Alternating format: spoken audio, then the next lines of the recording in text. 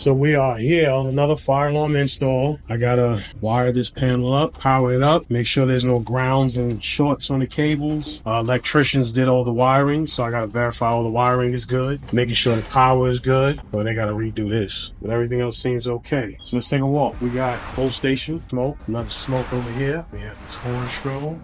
We have a smoke detector here. Here's an open area. We have horn strobe right there. There's duct detectors above here. This is a plate for the duct detector. It's actually inside the socket. A real good place for me to get to. I don't know how I'm gonna get to that one. We have a pull station, horn strobe, more horn strobes. Should be some CO detectors right here. And here we go, another duct. So that's a good one. We can get to that one. Then another horn strobe over there. Then we should have another duct detector over here.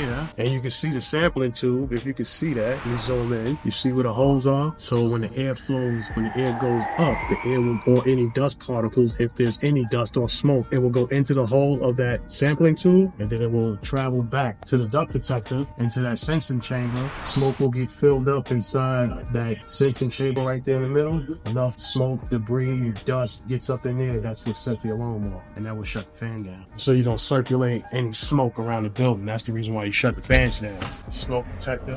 There should always be some strobes in the bathroom. Strobe always in the bathroom. Conference rooms, they have strobes. Bathroom, a strobe here.